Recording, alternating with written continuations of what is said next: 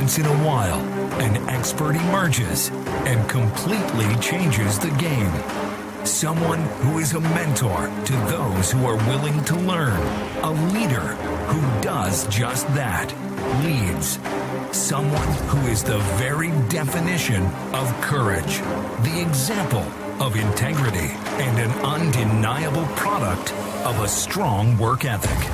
A man who leads by example and takes total responsibility. He came from humble beginnings, signing his first application at the age of 18, building an organization one person at a time. And now, he's being called one of the most influential men in our industry, even the Michael Jordan of network marketing. Ladies and gentlemen, please welcome to the stage, the one, the only, Mr. Holton Buggs.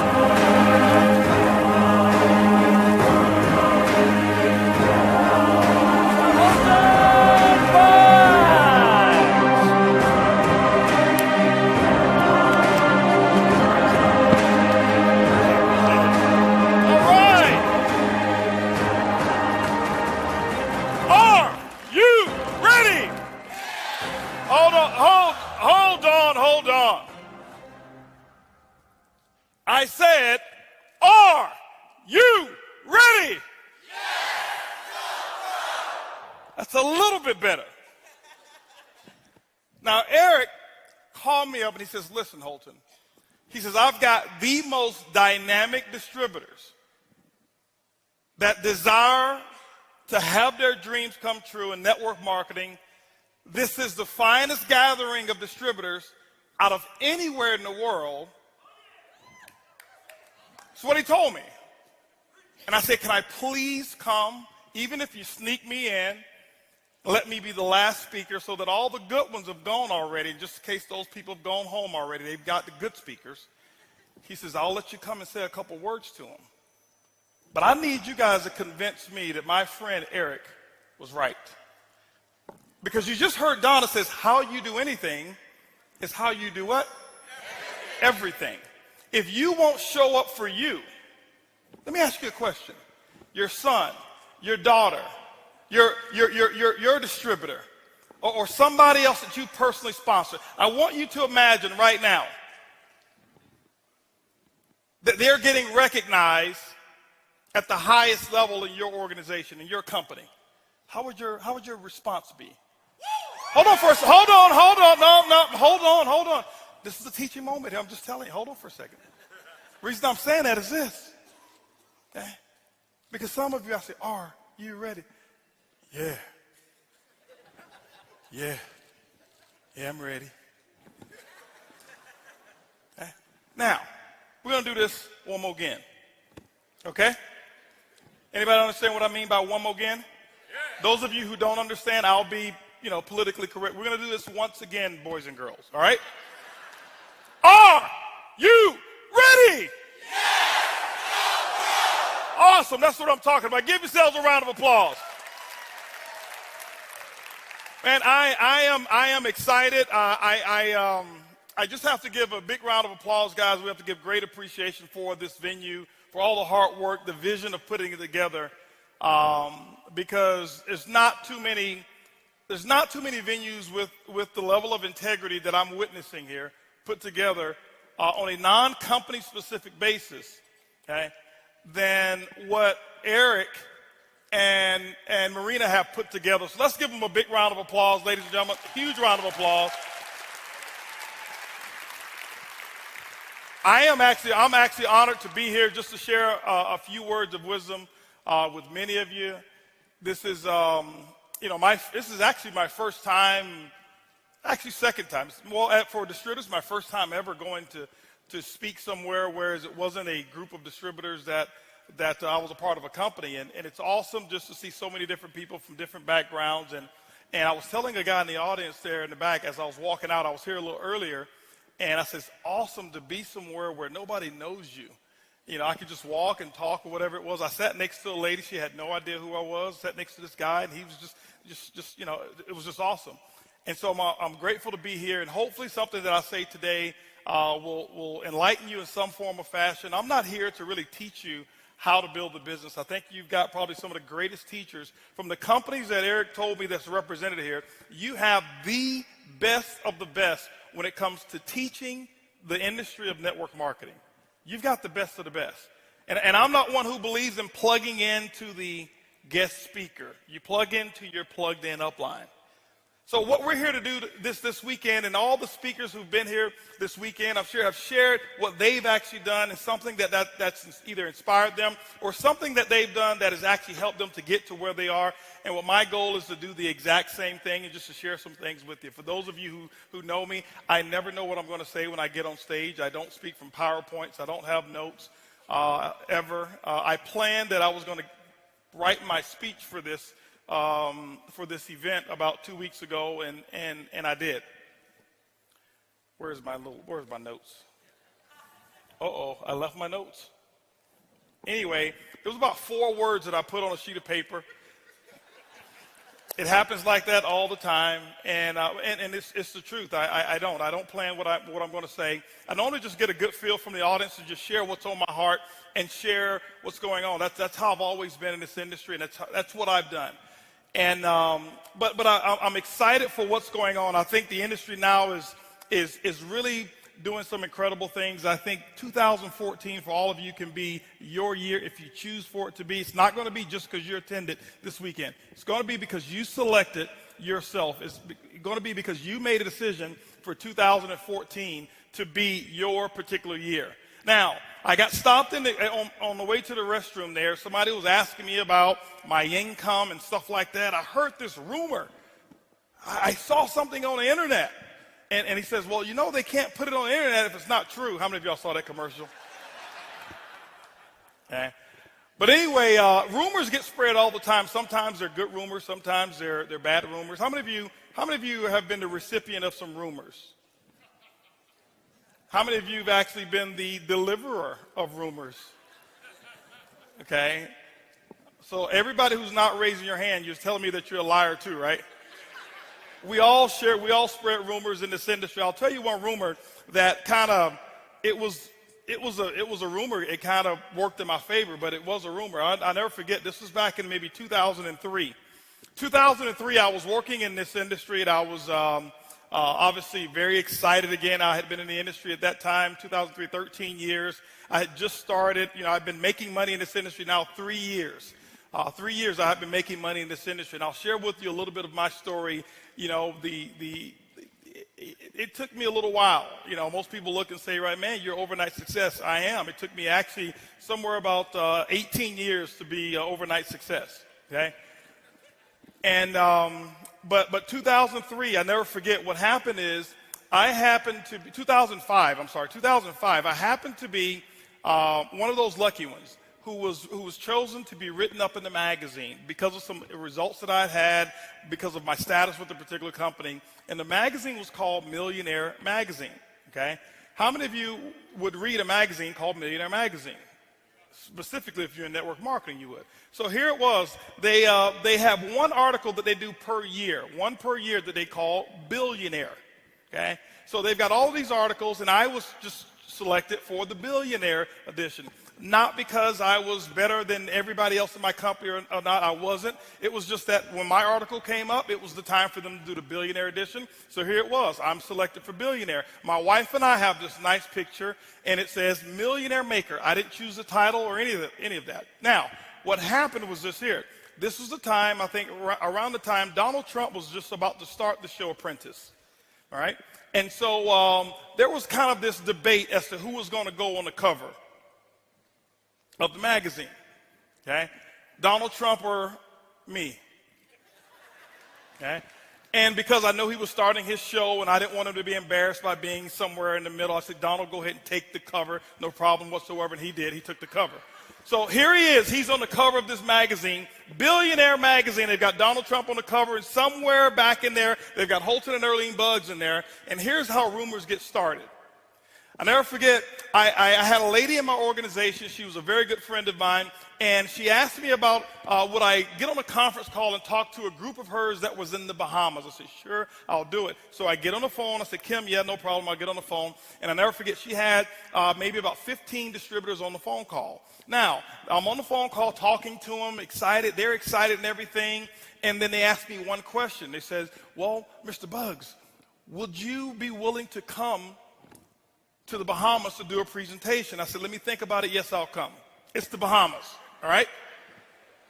So as I think about it, and then I ask them, how many people will you guys put together in a room if I choose to come? They say, well, we're going to put together 200 people. Now, how many of you have ever been lied to? You're going to do a meeting. They tell you that they know the president, they know the Secretary of State, they know everybody, right?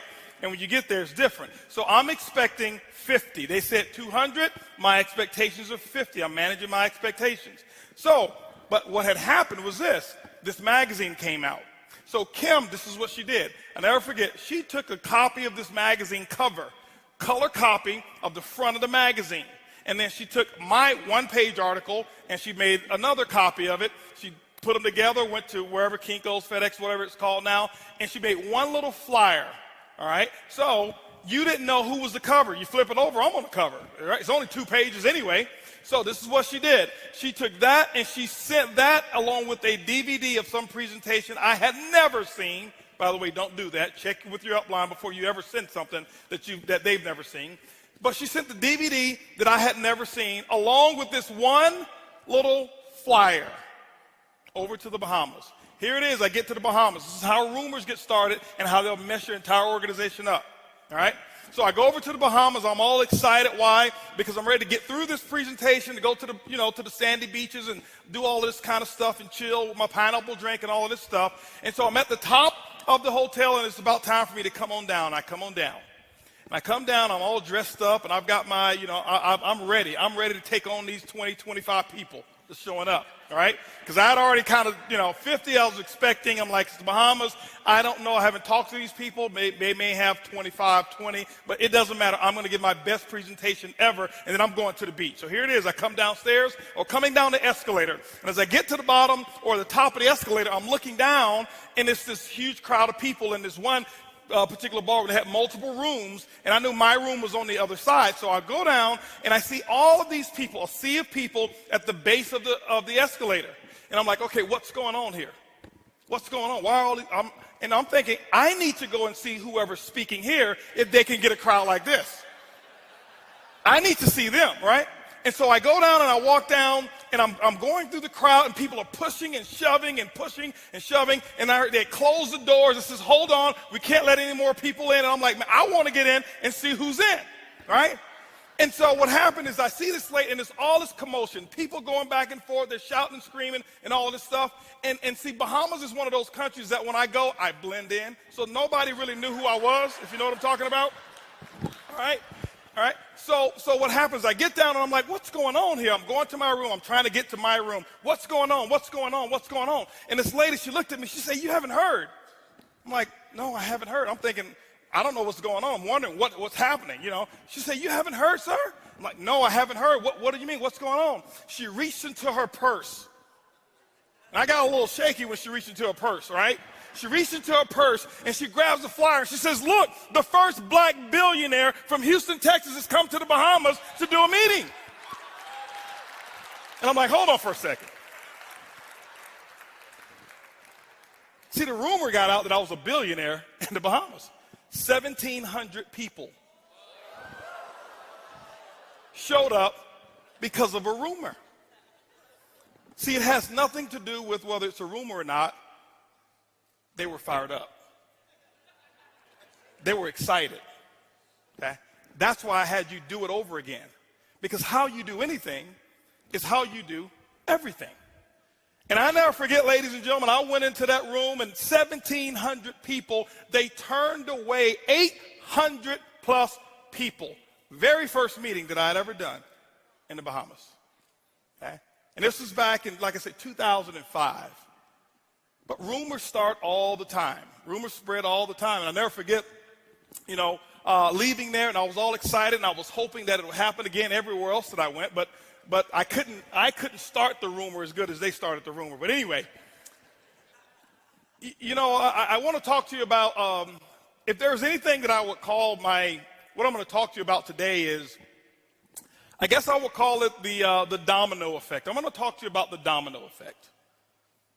Because people always ask me, things about how do I get to how did I make what I make, or how did I become successful in this industry of networking? And I used to get these questions all the time, and I'll share with you one little caveat here.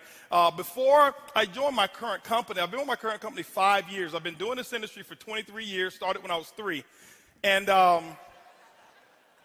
before I joined, I used to have people ask me all the time because I had some success. I'd actually become a $1 million earner before in network marketing. And people would ask me, what would you do if you had a chance to do it all over again? And my answer was, this is what my answer was. It wasn't can, it was my answer. It was for me. It wasn't for anybody else. I never tried to impress anybody else. My answer was, I would believe much bigger, much sooner. Ladies and gentlemen, what I have found is this: 23 years of doing this industry, and I don't know it all. I can't tell you I'm the sharpest in this industry. I am not one of the sharpest. I don't know as much of the stuff as some of the people who've spoken here, but I do know a few things. And I'm going to talk about just those few things that I do know, a few things that I have mastered. I am not the best at it, but I'm telling you, I am excellent when it comes to a couple of few things that I'm going to talk to you about. But I said I would believe much bigger, much sooner. Why? Many of you right now, some of you here, and before I even go, I want to know, can I tell you the truth? Okay, Eric, do I have permission to tell them the truth? Okay, now, because some of you have squandered a fortune already. Because some of you are waiting until you get to $10,000 a month before you believe. You've already missed millions. I said I would believe much bigger, much sooner. And I would say it over and over and over again. People would always, and they would want to go, they would ask me another question. Well, could you tell me the real answer? I would believe much bigger, much sooner. Okay? And that's because I knew that's what I was missing. I knew that's what I was missing because, see, before in network marketing, when I joined, I was 18 years of age when I actually got started in this industry. My first 7 years, I never made more than $500 in any one month. There was 3 separate months that I made $500. But I spent $1,500 on some products. I wasn't so good at math. $1,500, $500 check. 3 months. Now, back then, I had to pay my group out of that $500.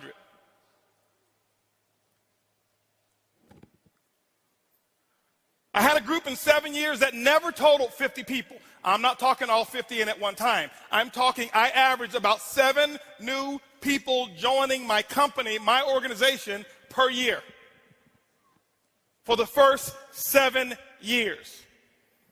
And I never knew that I was failing. I never felt like I was losing. I maintained excitement. I never have missed an event that I qualified to attend in 23 years. Outside of tonight, I'm actually missing my company's Christmas party.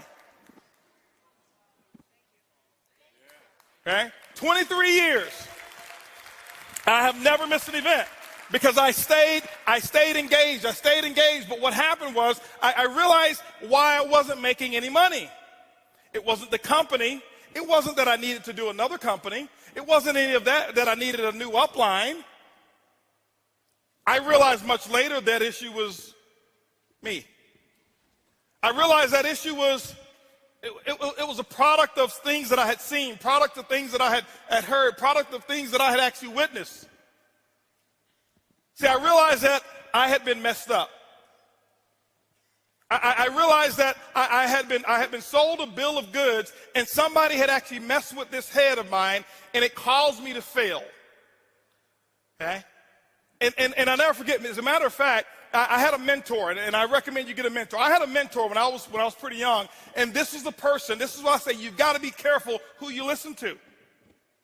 You've got to be very careful who you listen to. But my mentor messed me up. I had to change. I had no idea because they told me a bunch of lies. And I'm listening and I'm following and I'm thinking that they really, really know what they're talking about. And I'm going down one path and I'm getting results that I don't want.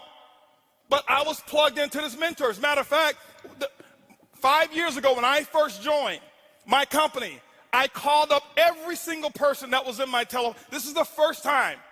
Remember, it's 18 years now. 5 years ago was 18 years that I've been in the industry. This is the very first time I had called every single name that I could actually get a hold of. If your name was in my phone book, I called it. And this is the other thing that I did. If your name was in my phone book and I didn't call it, I deleted your number. This is why. I'm going to give you another one, guys.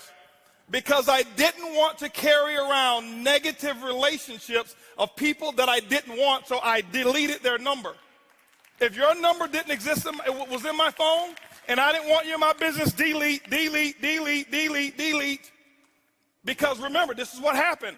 I now have a chance. Remember, the advice that I would give to everybody else, I would think much bigger, much faster. I said this for years and years and years and years and years, and here I am 5 years ago in a transition state. Guess what? I now need to follow my own advice. I must think much bigger right now. I've got to think much bigger before I even sign the application. And I did. I made sure I got 2 years of mental experience before I put my name on the application. And I did that process in 11 days. 11 days of me pre-launch and pre-thinking and doing all of the stuff.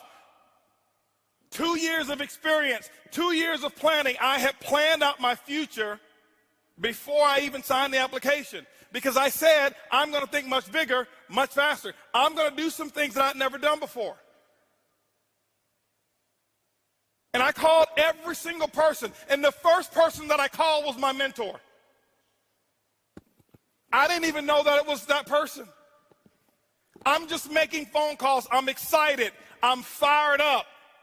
I'm making phone calls. I'm calling every single person that I know. And I never forget, this is how that phone call went. And my dream, your dream sometimes can almost get snatched away from you if you're not careful. Pick up the phone, didn't know it was my mentor on the other end. And this is what I'm saying here. I'm saying, and I'm, hello, blah, blah, blah, this is Holton, and I'm asking them a little qualifying question. And the first thing that they came back with, is this Holton? With that type of tone. Is this Holton? Yeah, this is Holton. Are you calling me about another one of those things? Yeah, I'm just trying to talk. I've got a new, listen, I don't want to hear about your new nothing. You've called me several times about these things. I've lost money in the first one. I lost money in the second one. The third one was illegal. This one's probably illegal. You're probably going to go to jail. You're going to lose all your friends and family and all of that kind of stuff. Matter of fact, don't call me no more about your MLM because I really don't even like you. And I'm like, Mom, I just want you to just try. I just want you to be a customer.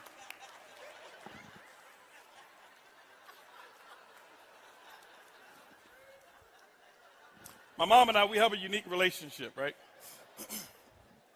So, but anyway, she messed me up. That was my mentor. That's the person who told me a bunch of lies. That's the person who got my head all screwed up because of what we call the politically correct way of doing certain things. That was the person who told me a structured way of living so that I can get an expected result that she had never had. My mom loves me. She loves me dearly. We have an incredible relationship. So I don't want you to think, man, he hates his mom. No, I love her. I just speak the truth. I tell it like it is.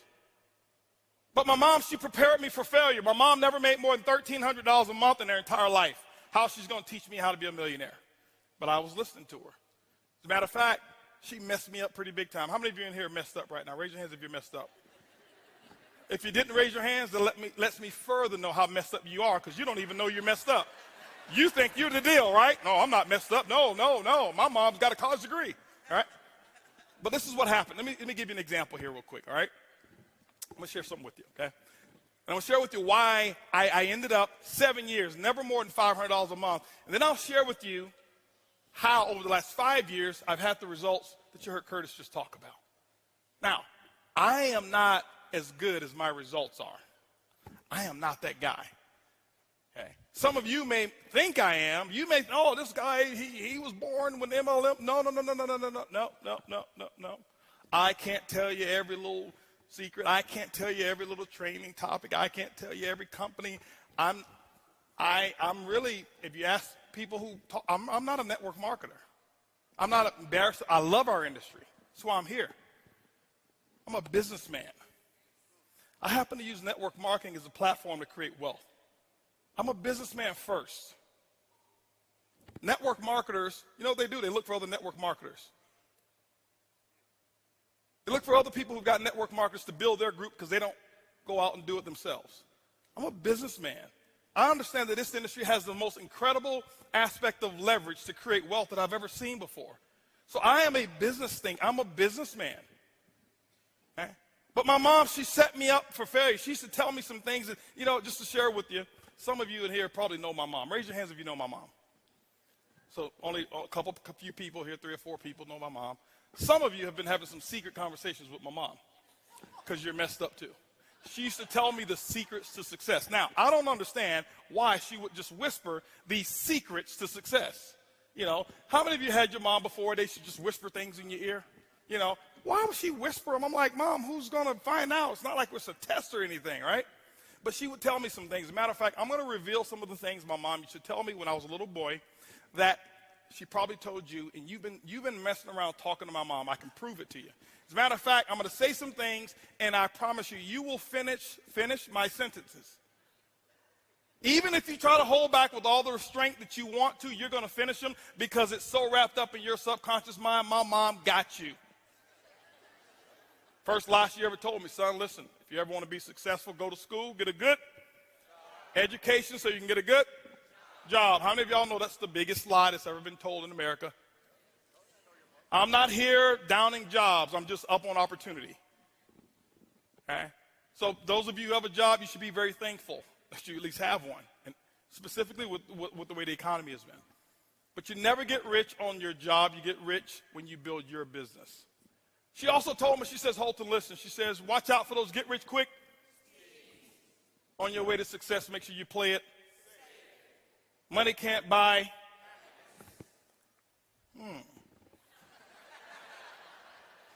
Y'all just don't know where to shop.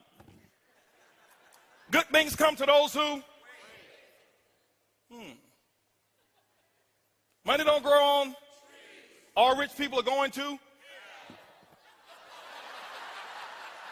Eric, did you hear him? I didn't say that, okay? I don't want y'all thinking, you know, Eric, Holton came up here telling everybody going to hell, all right? See, y'all been hanging out with my mom. If it sounds too good to be true, it probably is. See, y'all can repeat those things just like that, okay? It's in your subconscious mind. She messed me up with all of that thinking. So what happens is this. This is why it's been so difficult for some of us in here who have all the skill sets in the world to get to that pinnacle level of success, whatever it is that you call it. It's not necessarily $100,000 a month. It's not necessarily $10,000. Whatever you chose to use this industry for, whatever that peak level is for you, that is your pinnacle. Don't measure it by your neighbors. Don't measure it by your uplines. Don't measure it by mine. That's the biggest issue. Most people in this industry, we compete with people we shouldn't compete with. We compare ourselves to other people. And when you do that, what you're going to do is you're only going to compete against their advantages, and you're going to look at your disadvantages. It will never be equal. But you've got to start to understand what you want out of this industry. My mom, when she gave me all of that stuff, she messed me up. And this is what happened and how you got messed up. When somebody looks you in the face, those of you who are first-time networkers or second-time or third-timers, and when we talk to you about being able to earn a 6-figure income in a certain period of time, what happens is my mom's voice goes into your mind. Oh, that must be one of those schemes. He's talking about getting rich quick. Because it's right there in your mind. I had a lady in California. I was doing a presentation, and she stood up. She says, "Sir, are you talking about one of them get-rich-quick schemes?" I said, "Ma'am, I sure hope it is. You ever try getting rich slow?"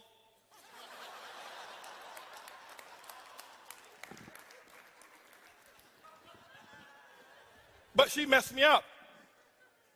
Okay? Mom messed me up. The domino effect started with mom. Mom messed me up. She started telling me all of these things. She got my head all messed up. She's got my head prepared to work for somebody else. She's telling me how great of an employee I can be and how I need to study so I can be this wonderful employee, because she had never, ever experienced the field of entrepreneurial, experience being an entrepreneur. She had never experienced that before.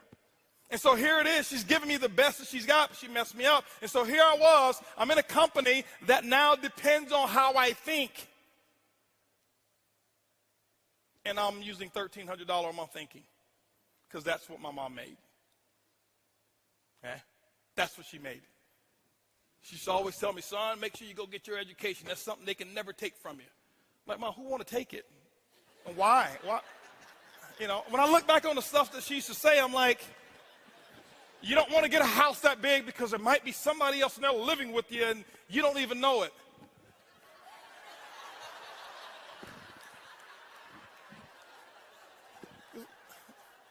What are you talking about? Back then it was, you're right, Mom, you're right. Why? She had influence. So ladies and gentlemen, the domino effect started with the people that have an influence in your life. It may be your mom, it may be your dad, it may be your sister, your brother, it may be your pastor, it may be your coworker, it may be your best friend, it may be your husband, it may be your wife. I don't know who it is, but it starts with someone. You've got to be able to take inventory and recognize and identify who am I patterning my thinking after? I was patterning my thinking after my mom. I was patterning my thinking after a few of my professors. When I got to school, I was the first person in my family to go to college. And I'll never forget, I used to take some engineering classes. And when I was in engineering classes, my professors, because I started network marketing, and I had already sold that, I'd already professed, I am not going to be an engineer. I was just getting through that stuff because I knew I was going to be an entrepreneur. Once I went to that meeting, and I saw all of those people in there dressed up, and they talking about, I'm a retired pharmacist and retired this and retired that, and I'm like, nobody's ever told me about this. I'm going to do this. And so my professor, he used to always joke and laugh about me being an entrepreneur all the time. Right? So my professor had a little influence on me because he was having me question whether or not I should go down this path or whether I should be the world's greatest engineer. But ladies and gentlemen, this is the thing here. I want you to understand something. See, the things that you're thinking, it comes from those people that you've been associating with. I had to learn the art of disassociation or limited association. This is what I had to learn. I had to start with my family as well. Thank you, Craig. I appreciate that. I had to start with some of my family members. I didn't understand this my first 7 years. I thought that I could stay who I was and that the universe was going to allow income and increases to come to me even though I was not willing to change. I've now learned the art or learned the principles that govern the building of wealth, and it's very simple. And I don't want to profess that just getting involved, you're going to become an overnight millionaire. No. That doesn't happen like that. Doesn't happen that way. Yeah, you can start making money pretty fast in this industry. The technology today, and you should expect to make money fast. Faster. Okay? Faster. Don't think fast money is bad money. And don't think slow money is always good money. Okay? I read a book called Speed Wealth by T. Harv Eker. He says, whatever it is that you're doing, if it takes you longer than 2 to 5 years to earn $1 million a year, you're doing it the wrong way. It changed my entire life because I started reading from other people now, because here I was, here's my thinking. It should take me 7, 8, 9, 10, 15 years so that I can make full-time income. Why? 7 years, never made more than $500 a month because my thought process, my upline, the people that were my sponsors and my sponsors' sponsors, all of them were in that, were what I call those average thinkers. I was in an environment where losing was accepted as winning. I'm not putting them down, I'm just speaking the truth today. To them, it was just, now, here it was. I'm in a company. I'm seeing other people in this company get involved. After I had been in 2, 3, 4 years, and they're retiring, I can't even pay my gas bill with my commissions. Something's wrong with that picture. It wasn't them. It wasn't the company. It was me. Thinking. How did I think? So ladies and gentlemen, your thought process, you're going to have to change your thought process. You're going to have to alter the way that you think. My goal today in the next few minutes here is just to give you what I call a conscious interrupt. How many of you have ever heard, an object in motion will continue in that same motion unless interrupted by an outside force or object, right? I learned a few things in college, right? Same thing. An object in motion, well, a thought in motion, because a thought is nothing but energy.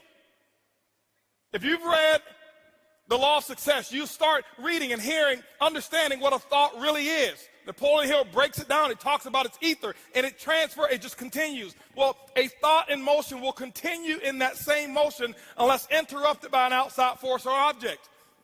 One of the first people that I got introduced to that really changed my way of thinking, that I realized, wow, this is a much bigger industry. Wow, there's a lot of stuff that I thought that I knew that I really don't even know, is one of my best friends in the world and my best friend in network marketing, and that's Lisa Grossman. I'm telling you, this lady here, she changed. She probably doesn't remember. I remember we got on the telephone one that she had no idea who I was at the time, and I've got a group of my people on the phone, and I'm listening to her, and she's talking, and I'm like, this lady knows what she's talking about. And I had no idea. But I knew she knew. Okay? I knew that she knew. This is one of the people I trust. This is the only person in network marketing I trust with my bank account. She's never, ever, ever talked about money with me. Ever. She makes a lot. We've never had a discussion about it. It's always about other people. Always about helping the little person. Back then, you know who I was wanting to help? Me. I need to make me some money. I am the little people.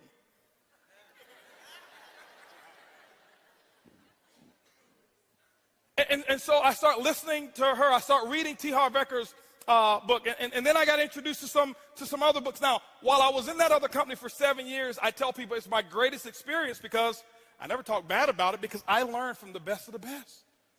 I learned culture. I learned I learned how to have people where you can't cut them out with a chainsaw. And I was around it for 7 years. Other people will look at it and say it's a bad experience. I never made any money. That's where I made my millions. I just collected them over here. Okay? That's what I did.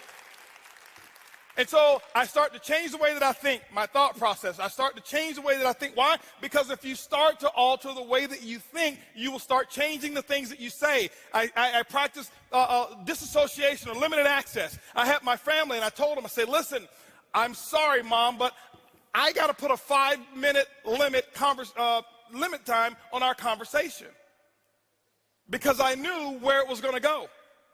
I love you, but I cannot talk to you for longer than 5 minutes. Okay? Because I was not going to allow anybody to come between me and my dreams. Not my mom, not my dad, nobody.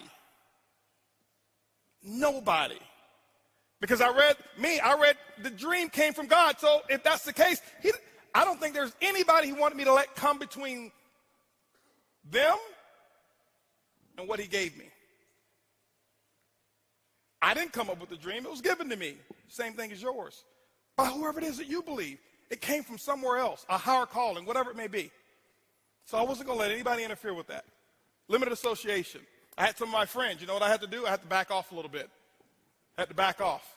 If your friends right now are telling you, specifically those of you who are new in this industry, and I've got information for all levels in here. For those of you who are brand new, first opportunity. For those of you who've been in 10 years and still haven't made enough to pay your car note. And for those of you in here who are 6-figure earners and want to get to 7. And for those of you who are 7 and want to get to 8 figures.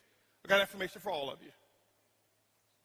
But for those of you who are brand new, if your friends are not telling you, oh, you think you're somebody now.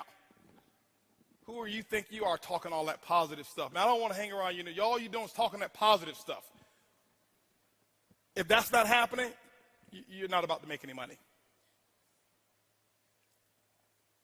I got a philosophy. I observe the masses and I do the opposite. Why? Because everybody doing something, that means that that's an average action. I had to learn how to remove average from my actions, from my vocabulary. Now remember, I'm saying all of this stuff. I'm not better than you. I want you to understand where I started. I started with not even being able to make $500 a month, 7 years. Okay? But I had to practice limited association. Now, I don't say it for applause. I appreciate that, but I don't say it for applause. I say it because I want to give to you, because I wanted people to give to me so bad. I want to talk about being able to receive as well, and being able to receive information and the level of hunger that you got to have so that you can really manage your own expectations to determine whether or not what it is that you really want is what you really want. Because some of you say things to impress the person who's sitting next to you, and that's not what you want, and you'll never go out and do what I'm talking about to get it if you're saying what you're saying to impress somebody else. The book Start With Why, it's very important. Most people, when we talk about whoa, let's get to some other stuff. Show me how. How is only 5%. 5%. I took everything that I knew, all the strategies, all of the technique. And you can ask somebody, I took all the technique, ladies and gentlemen. When I started my new opportunity, I threw every one of them out of the window. Because I knew technique wasn't what I needed to teach first. Why? I had to identify with it. Limited association, I had to change that. I had to start listening to some different people. And this is what was going on. While those 7 years that I was not making money, I was getting myself prepared. I was so glad, just like I heard Brian McMillan up here. First time I've ever seen him. We've talked for years. Never seen him before until I saw him on stage here. But we've talked for years, but I heard him say his first 6 companies, he didn't quit either. That's why he's where he is. That's why he makes the money he makes. He didn't quit. I didn't quit. Those 7 years, you know what I did? I learned the importance of books. I learned the importance of tapes. And I can tell you what I did. People say, well, you must be lucky. You got in first? Oh, you had a group of people to transfer over. That's what it was. Don't think so. As a matter of fact, this is what I did. I didn't want them. Held a conference call. 2 of them are sitting in here right now. Held a conference call with them, and 16 of my I had 32 frontline, and 16 of them were still active. I held a conference call, told all of them, stay where you are. Please, you're probably better off where you are. Where I am going is going to be the biggest thing I've ever done in my life, and I can't have negativity along with me while I accomplish it. Stay. And guess what? They listened to me. They stayed where they were and didn't follow. Great. Until they start hearing. But limited association. But I learned the art of listening to tapes, and I learned the art of reading books, and I start getting into books, and I'm a slow reader. I don't like to read. I do it anyway, but I'm a very slow reader. I sit there, and I'm one of those ADD. I sit there, and I'm thinking about who's on my list, and it's 30 minutes later, and I'm still on the same page. And I used to get frustrated because I see all of these speed readers. I read 3 books this week, and I'm like,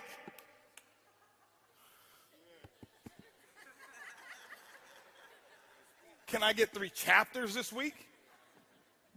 But I did read, and I listened, and then this is what I did, ladies and gentlemen. When I start reading and I start listening, and I start reading the right books, and then I don't read books today. I read chapters. I'm not telling you to do what I do. I just do what works for me. Everybody don't learn the same. I get a book. I find out what's pertinent to me, what's attractive to me about that particular book, and I master that chapter. I don't read it. I master it. I have not read a lot of books, so I'm not going to stand up here, I've read 3,000 books. Well, give me the name and the title of the last one you read. Tell me what was on chapter 2, 3, 4, and 5. You don't even remember. But you want to be impressive about, I've read that book, I've read this book. You want to be an MLM professor. Professors don't make money. Artists make money. You've got to become an artist in this industry. Now, I'm not telling you don't read. I'm just telling you what works for me. I never forget, I got the book, Think and Grow Rich. Here it was, because I used to be the shortcut guy. I want to take the shortcut. I'm going to take the shortcut. Why? That's what I had done all my life. I took shortcuts. I was a kid that didn't need to study in school. I could just listen, pay attention. I got it, take the test, but after the test was taken, I had forgotten everything that I had learned. I was a test taker. I did just enough to excel. Just enough, just enough. And how you do anything is how you do everything. And it caught up with me. 7 years, I never made any money. I had to pay my price. You're going to have to pay yours. I don't know what your price is going to be. But you got to figure it out and pay it. And you got to pay 10/10 of the price. Not 9/10. If your system says, hey, you should be doing X, Y, Z, well, I don't like doing that. On the application, it never said, do you like this? The qualifications for top ranks in your company doesn't say, do this if you like it. No, it says, do it. That's what I had to do. And I had to start listening, and this is what I did. I'm sharing with you guys right now where my secret comes from. I would listen to tapes. I can tell you right now, I believe that there was about a 2-year period of time in my life. I don't believe that there was anybody in the world in MLM who was listening to more tapes, information than I was. And I never listened to how-to tapes. I listened to story tapes. I listened to inspirational stories. And I know some of, oh, here he is with the rah-rah. I don't need the rah-rah. Give me the information. 23 years in this industry, with my results, I need the rah-rah. That's why I had you guys stand up again. Because I got to have the rah. I get energized. I went out and bought myself from Radio Shack what's called a pillow speaker. Why? Because my wife, she'd get mad. It got to the point my wife would say, why are you cheating on me with your little girlfriend over there? She was talking about my little iPod and my cassette tape. Because I'm walking around the house with the earphones on. I'm just walking around the house. Why? Because I got to change the way that I'm thinking. I got to get this stuff. I got 7 years of this garbage in my mind. 7 years of what my professor, my mom, my dad, everybody was saying, everybody around me who was broke. I was born in Ponce de Leon Projects, Tampa, Florida, is where I was raised. That's what I had up in here. I had to get rid of it. And what I would do is I learned the subconscious mind never sleeps, so I'd take my pillow speaker from Radio Shack. They still sell them to this day. A little disc speaker like this. It's got about 50 holes in it, and you put it up under the pillow. And you know sound is nothing but air waves, air vibration. And that vibration would go through the pillow. My head would be on the pillow. I can hear it clear as a bell. Earlene couldn't hear a thing. And every day for 2 years, as soon as I hit the bed, my head hit the bed, I couldn't wait to go to sleep because I couldn't wait to learn. I was going out and I was getting that good feeling of what it took to be a champion. You gotta live how it feels to be a champion before you ever do it. You gotta practice it. You're not just gonna wake up one day and say, oh, I'm a 6-figure earner, and I've never even thought of what it was gonna be like to be one. It doesn't happen that way. This is a profession. You gotta look at it as a profession. That's what I did. I had a philosophy. If I was sitting, I was reading. If I was driving, I was listening. I became fanatical about learning and hearing the stories of other champions in this industry. One story that really inspired me, and I'll tell you why I even chose the company I chose today, was, I don't know if he's here. I met him one time. He has no idea how he changed my entire life. A gentleman by the name of Jeff Roberti. And it wasn't something that he had actually really said to me. I'm listening to one of his tapes. That's how I knew who he was. And I happened to be at Siesta Key, Florida. I'm on the beach there, and I'm with the CEO of another company there at that time. And we're sitting there walking in front. I see this house, and I said, man, that's a pretty cool house. He said, yeah, that's Jeff Roberti's house. I said, I know that guy. I listened to one of his tapes before. And it was a tape that somebody else, that Jeff had spoken somewhere, and they recorded it, whatever it was, and I had this tape, and I listened to that tape. And I listened over and over and over and over and over and over and over and over and over again. I still do it to this day. To this day, I still go on eBay right now, and I outbid anybody on tapes from a particular company from the year of 1977 and 1981. You won't outbid. I bid $1,000. Nobody even thinks about it anymore. Why? Oh, he bid $1,000. It's made me millions. You think I'm going to play around? Oh, let me just try to outbid him by $1. No. And I pay somebody to take it from tape, transfer it to CD so I can download it on my iPod. Why? Because I know where I get it from. But he said something, and And the guy this is what he told me. It changed my life. I'm telling you, I know for a fact there's certain people who've come into my life that's made a major impact. Most of them don't even know me. My first two mentors in this industry, I've never shaken their hands, ever. They have no idea I exist. But I know everything about their entire family. If I walked up to them and tell them all the things that I knew, they think I was stalking them. I have never got close enough to shake their hand. Never, ever, ever. But I was talking, and I said, he told me this is Jeff's house right here. I said, yeah, I know this guy. I heard about this guy. Yeah, listen. I said, how many people does he have in his group? Now, here's another thing. Here's probably a rumor that worked for me. I don't care if he was even lying. This is what the guy said. I said, how many people does he have in his group? Because I'm thinking, that's what my thinking was at that time. You got to have enough people in your group. He says, well, Jeff doesn't even know how many people he's got in his group. But he's got about 300,000 to 500,000 customers on AutoShip, and that's why he makes $300,000 to $400,000 a month. Hello, that's all I need to hear. All I needed to hear. 300,000 to 400,000 customers on AutoShip. See, because I had never, in the last 10 or 15, 20 years, heard or been exposed to anybody talking about recruiting from the company that he was a part of. And he's making that? Oh, okay. See, that was one of those moments where I said, just impact. A thought in motion continues in the same motion unless interrupted by an outside force and object. My thought process now had been deterred. And I start listening and reading more books and reading more tapes and listening to more tapes and reading. Why? Because I had to change my thinking. And once you change your thinking, the domino effect from your thinking is that you'll now change the things that you start saying. I can listen to somebody for 5 minutes and I can tell whether or not you will be a long-term six-figure earner. Anybody can do it for a year or two. Anybody. That's simple. Oh, I made 6 figures. Did you? How long are you going to keep it? How long is it going to stay? I can get enough people to jump in any opportunity, make $100,000.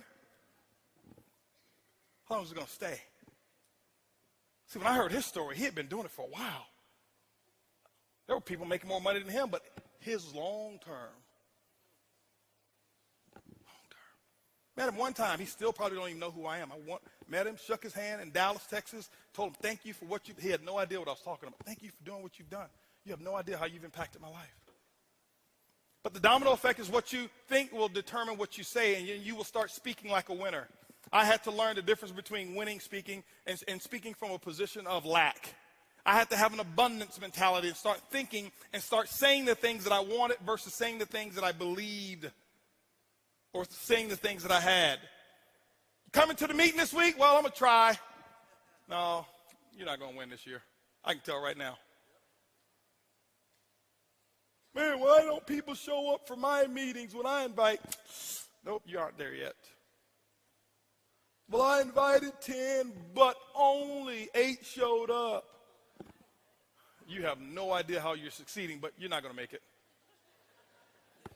Not right now. Not forever, just not right now. Right? Oh, well, you know what? Yeah, you know what? That company over there, our company is better, and this is why you should join mine, because that company, I can tell you all the negative things about that company. You're not going to win long term. Ever. Because you're going to attract people who are just like you.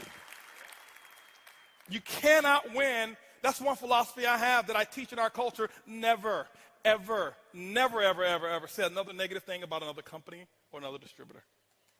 I don't care what they've done. I don't care what's happened. I see some people and it turns my stomach when a company's having issues and they get excited and they start going after that company's distributor. It turns my stomach.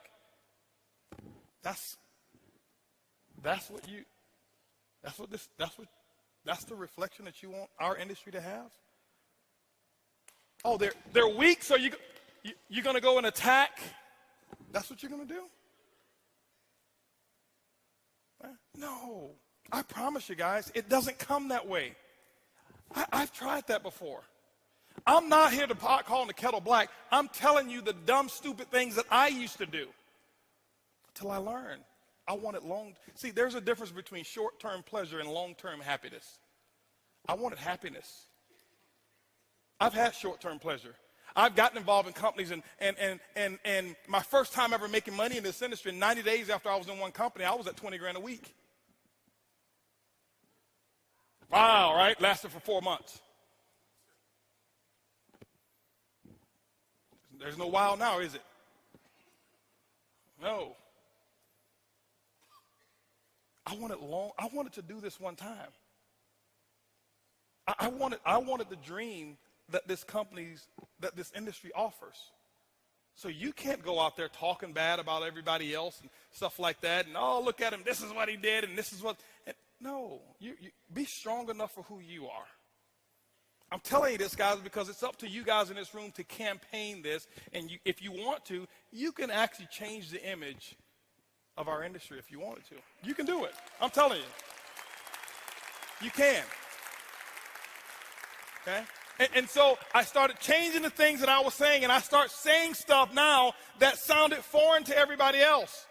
My mom used to call me, or friends used to call me, hey, Holton, how's it going? It's incredible. Hold on. Where'd you get that from? Because, you see, you call folks in my family, how you doing? Fair to middling.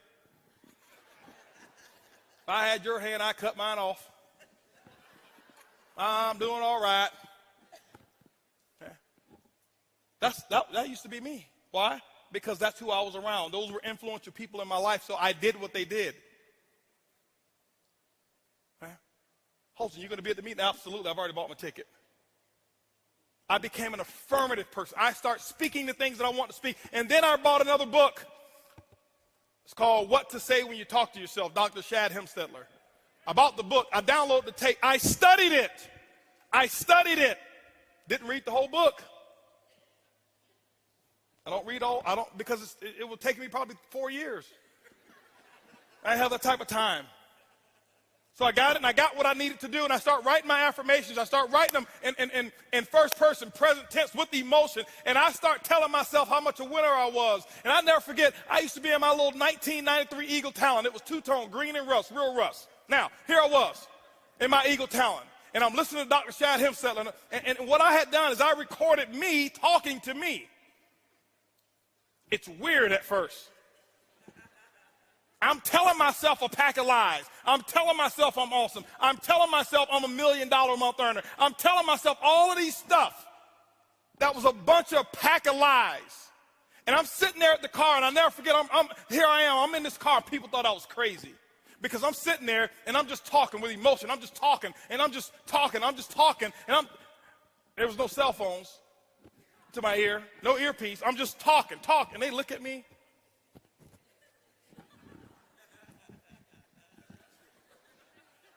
But I didn't care. I was working on me. I was going to do it.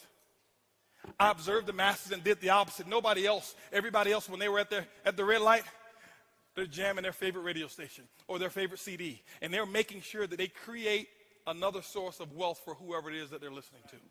They're contributing to them. I said, no. I'm going to contribute to mine. I know I'm going to look crazy. I know I'm going to look stupid to some people. But I want to be rich. I didn't know what rich meant back then, but I was just going to be it. That's what I was doing. And I would say it over again, because what happens is, just remember, guys, the domino effect. Whoever it is that you associate with will determine what you think. Whatever it is that you think will determine what you start to say. And I start speaking like a winner. And I start putting affirmations together. And you know what? Right now, Mike, I've sponsored maybe 212 people. The last 100, probably 130 of them called me. You say, oh, I know why, because you're so successful. No, this is before I started making this money. This has been happening my last 8 years. They've been calling me. You know why? I said that they would. My affirmation was, sharp, ambitious people are always calling me to personally sponsor them into my network marketing business. I would say it over 3,000 to 4,000 times a day. Most of you won't do that.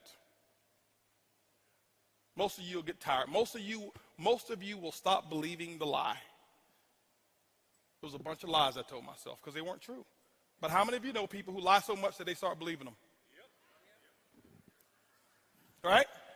If it works for them, make it work for you. They lie about stuff that's senseless. I lied about stuff that was going to take me into the direction that I wanted to go. Why? The subconscious mind doesn't know the difference between the truth and a lie. I just did it. But I start reading enough books. But you know how I found out about it? Because I listened to enough tapes in my sleep that they were telling me, and I would listen to all those speakers say what they would say and how they would say it. When they come back from a no-show, things that they would say. When they come back from a me show, y'all know what a me show is, right? When your distributor doesn't even show up, right? No show is when your distributor's there and no guests. Me show is when you are the only one who shows up, right? I drove those miles, and I never forget, guys, I go to meetings like this, and here I was driving 23 hours, 18 of us in a 12-passenger minivan. And all 18 of us stayed in the same hotel room because there was no such thing as buying an airline ticket when you're making $40 to $75 a month. No. And I sleep outside so I can be in the front row. So you guys right here, this is where I want to be. I didn't want to be cool. I didn't want to be in the back so I can talk to any. Let me share something with you. When I was at events like this, still to this day, I'm going to lose a friendship with you if you try to talk to me. Because these people here make what you want to make, and you'll let somebody else who's got your same income, live in your same neighborhood, talk you out of living in their neighborhood. And you sit there and you, oh, yeah, I know, I looked at him, he's got ring around the collar, I saw it. No, I was going to be in the front. I was going to be as close to the front as I could get. We had this little system that we'd have. The guys, we'd sleep outside. We'd take our little coolers. We'd have our little sleeping bags. We'd sleep out front. Why? If you do it for a Def Leppard concert or a Jay-Z concert, why won't you do it for your freedom? Why wouldn't you do it to live like nobody else that you know can live? You go to concerts, you go to sporting arenas, and I can tell you right now, those of you who love hockey, your hockey team wins the whatever it is called, is it the Grey Cup? Whatever cup it is. You stand up, you paint your face, you go out there and when it's snowing and you take your shirt off and put S's on your chest, you and your buddies, you do all of that stuff for somebody else, the 12 men that are on the field, or however many on the field, for them to make millions, and then you come in network marketing and you want to be a professional. I'm not going to shout too loud. Because he might just think I'm excited.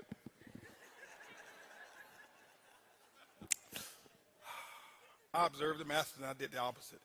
That used to be me. I cared so much about what other people said until I started looking at my bank account. And they didn't care about my bank account. But you got to start changing what you say. You got to start saying the things that you want. You got to start speaking it in advance. Ladies and gentlemen, those who know me, you ask Lisa, you ask Eric, I live in the future. I have trained myself so well. Right now, it's boring. This is boring. Today, not this event. The present is boring to me. I never live in the present anymore. It took me years to do it. I always live in the future. You can do the same thing. Remember, $500 a month, 7 years. Not more than 50 people in 7 years in my group. Changed my thought process. Changed the people I was around. It dominoed effect and changed my thought. Changed my thought process. I start saying some different things. I know I've got to be wrapping it up. They didn't have a time thing on me. I'm probably well over. No, you're not. Okay. All right. No problem. Now, but I want to be respectful. I want to be respectful for Eric. Okay. Wow. So I changed that stuff, and I start seeing small differences, not in my income. It didn't change. Income is not a measure of success. It's not. Or it's not the ultimate measure of success. It is one of those little check marks. You gotta be making some money now. I ain't getting this for friends. I'm good on friends. Okay? I need to make some money. You need to make some money too. And don't be embarrassed about wanting to make money. Y'all say I can be real. It really just turns me some. Why'd you get in? I just want to help people. Now, hold on, because I got a lot of helpers out here who really want to help people. And I'm not putting them down, but I just want to help people. Well, when's the last time you shared your product? Well, and you want to help people? How'd you get in? Well, I got a foundation that I want to support. How many people have you called on your list? Well, most of them, I don't think that they will want to do this. You got a foundation you want to support? Okay. No, you got to change that. Stop allowing people to make you feel guilty about wanting to get rich. Trust me, I've been on both sides. I highly recommend the rich side. It comes highly recommended. I'm just letting you know, all right? I'm just telling you. It's okay, all right? But you got to change that stuff. You've got to become a walking, talking promotion machine to you. I was the Don King for Holton Buggs. I promoted me so, I was so awesome to me in my mind, I never told anybody else how awesome I was. Because they don't believe you anyway. I still to this day don't.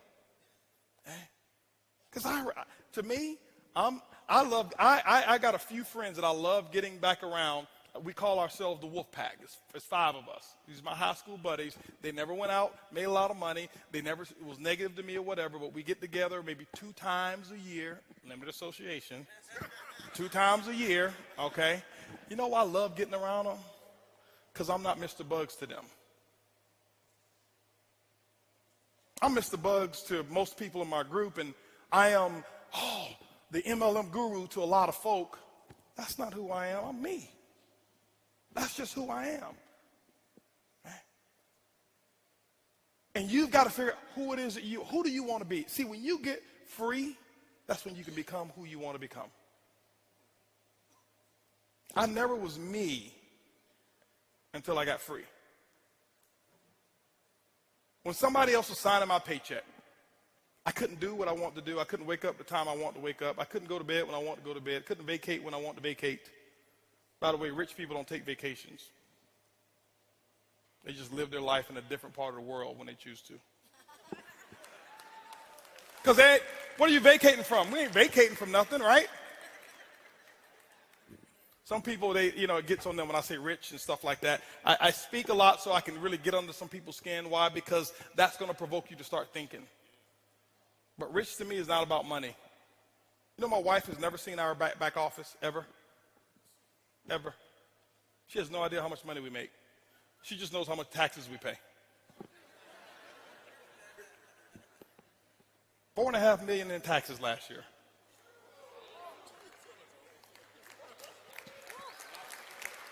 But hold on, guess what? I set a goal that I was going to one day pay $1 million a year in taxes. I spoke it. I was talking it. I was talking about it all the time. I sold myself on everything that I'm doing today because I started to learn how to speak, what to say to myself. I was the most important person that I was going to be talking to. 70% of the conversations that you've ever had in your life is between you and you. So guess what? If you're not getting your results, you talked yourself out of it. If I can talk myself out of it, I can talk myself into it. That's all I did. I don't have I don't have a fancy system, and I don't know much about the internet. And I think it's great, all the different methods, because people who've spoken up here, they've done it. I just don't know how to do it. I can barely check an email. My biggest secret? How many of you all know what my biggest secret is? I'm going to tell you what my biggest secret is. What my secret system. You cannot out-friend me. See, nobody's writing that down because, but if I tell you 4 steps to recruiting, you write it all down. You can't out-friend me. I don't have a database of people. Never have. I've never had a listing of the people in my organization, ever. Don't need it. I never plan on calling them. But you see, these two people right here, nobody's ever been a friend to them like I have, ever. Ever. I have a saying in my business, you want to build a diamond ship, better build a friendship. You're not going to out-friend me.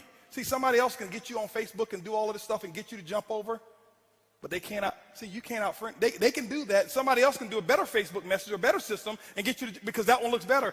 But I'm going to make sure that, now, I'm not saying that everybody that I'm a friend to understands how to be a friend to me.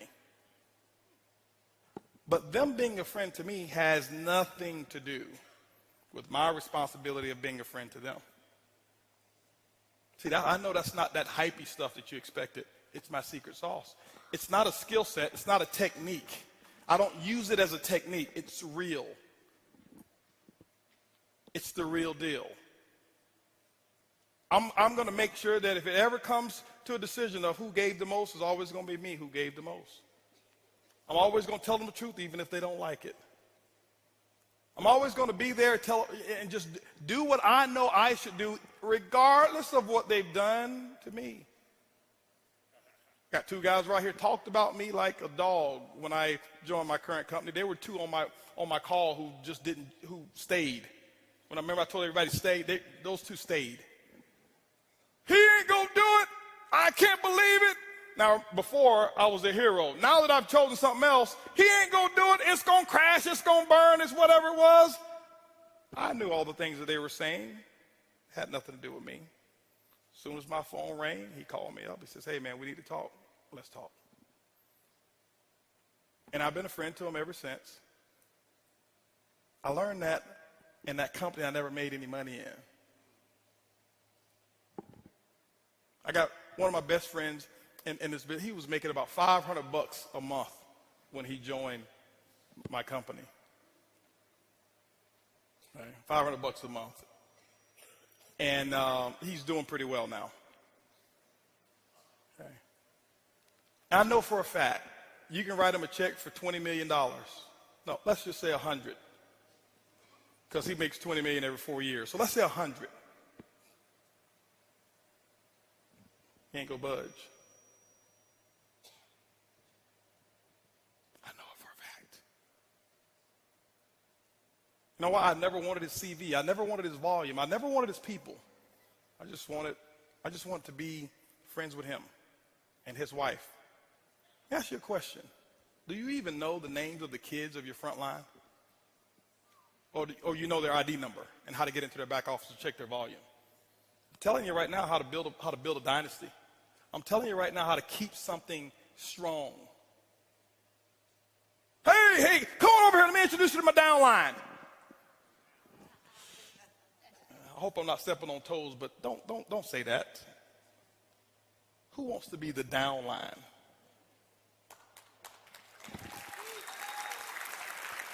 Now, I know you don't mean any harm. You just say it because that's part of the nomenclature of network marketing, but they're people. They got feelings. Hey, let me introduce you to part of my success team. How do you think he or she feels now? Different. I'm telling you, that's the difference. Learn to be a good listener. I talked about talking and saying and stuff like this, and I'm about to wrap it up. But learn to be a good listener as well. Now, when I say listener, I don't listen to garbage. You cannot, I'm very strong in my beliefs. People know you can't come, when you come, you got to come correct. Be a good listener. Most of you practice what you're going to say to a person, and that's why you don't even remember their names when you shake their hand, because you're thinking about your pitch. People don't want to be pitched. They're tired of being pitched. People want authenticity. They want somebody who's real. They want to know when the chips really get down that you're going to be there. That's what they really want. That's what they really want. I get networkers, hey, listen, what kind of deal are you going to give me? Ain't nobody going to be a friend to you like I've ever been. Like, hold on for a second. I'm not talking about that kind of stuff, Holton. What? Well, that's the deal, right? That's the deal you want? Well, I mean, what other deal you want? That's the deal that I'm going to make with you. I'm going to be there. I'm going to do what I say I'm going to do. I'm telling you guys, it's a small thing. It's not these great promotional things that make people want to stay and be around you. You've got to learn how to be a friend to people. Okay? A true friend, not a friend for the volume. A true friend. I've got people who've left my company before. You know what I do? I never talk bad about them. Because that's not a friend. Just because now they don't take your path, now they're not your friend. Oh, they were a convenience friend. As long as they're making money for you, they're your friend. But when they stop making money for you, they're your enemy. No, that's not a good philosophy. My philosophy is this: just because you don't take my road don't mean that you got lost. I always tell them, hey, listen, keep me up to date on your success. Hopefully you do extremely well.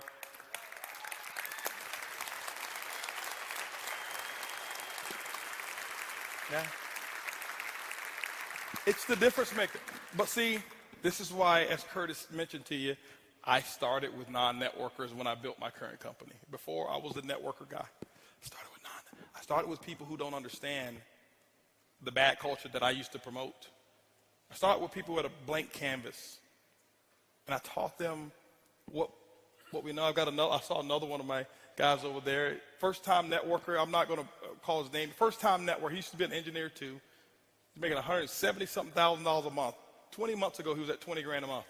First-time networker. He only knows the way I teach it now. So anybody else come with something different, it doesn't faze him because he's learned. He's so locked into his upline. They're so strongly. I'm telling you guys, this. If you want to make the real, this is what it is. Here. That's the truth. I spent too many years messing organizations up. I know. So don't think, oh, he's built it because he got lucky. He was the first one. There were 6,000 people in my current company before I joined. I wasn't first. I developed the culture. Okay? I developed the culture. So learn what to say. Learn how to listen. When you develop what you say, your speech and the things that you say will domino effect into what you believe.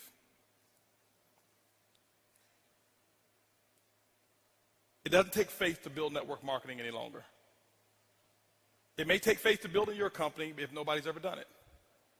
How many of you know the definition of faith? I've heard many different definitions. The substance of things hoped for, evidence of things not seen, right? The belief that what I cannot see will happen. Those are definitions of faith. How many of you have ever seen $1 million earner in network marketing? Well, you have evidence, so you don't no longer need faith. Whoever did it first needed faith. All you need is belief. You don't need faith anymore. You just need belief. You got to believe that you can do it. And you start working on your belief. How do you work on your belief? All the things that I just said. The people you're around will determine the things that you think. The things that you think will determine the things that you say. The things that you say will determine what it is that you believe. See, I lied to myself so much about how much money I was going to make that I actually ended up believing it. I told Eric before, I said, listen, I don't need $1 million a month to live. I don't need that. In terms, well, put it this way, I need it. I don't need $1 million a month for my necessities. It's a whole different training when I talk about needs versus necessities, completely different. But I spoke it. I did it as a challenge. I was 35 years of age, and I said by the time I turned 40, on my 40th birthday, I will make $1 million a month. I will do it. Why? Because it needs to be done. I was listening to another tape about another gentleman who started talking about how to make quantum leaps in your network marketing business. I listened to it probably about 4,000 times again. Over and over and over and over and over and over and over again. Over and over. I listened to it over and over. And he started talking about all of this stuff. And he says, you know what, if you do this, not only will you can be a six-figure monthly earner, you can be a six-figure weekly earner. And when he said that, I almost cried. I was like, weekly? Who can make 6 figures a week in this industry? But I start saying it. I listen to what he started talking, and I start saying it. I start saying it. I start saying it. I was saying it. And at the time, my income at one company at that time was between $70,000 $82,000 a month. Stuff happened in that company, and now that company had some challenges, went out of business, and here I am. I'm at another company. My income now is all the way up to $2,000 a month. Me, the Holton Buggs, $2,000 a month. Yep, this is after I had already become $1 million earner. I'm at my lowest low income-wise. My team is hurting and my team is suffering. And I went into almost depression because it wasn't me. I had enough money put away. I wasn't worried. But my team, I'm watching foreclosure and repossession and it came to me. I got to make $1 million a month because I know if I do it, what the other people will be making when I do it. And I set the goal, and I put the goal down, and I start speaking it over and over and over and over and over and over and over and over. And I start thinking about it, saying it over and over and over and over again. I'm at $2,000 a month. I'm 35 years of age. I'm talking about $1 million a month. Quantum leap. At that time, I wasn't listening to that tape, but the tape was already in there, burnt in there. It's in there already. And I'm listening, and I'm listening, and I'm listening.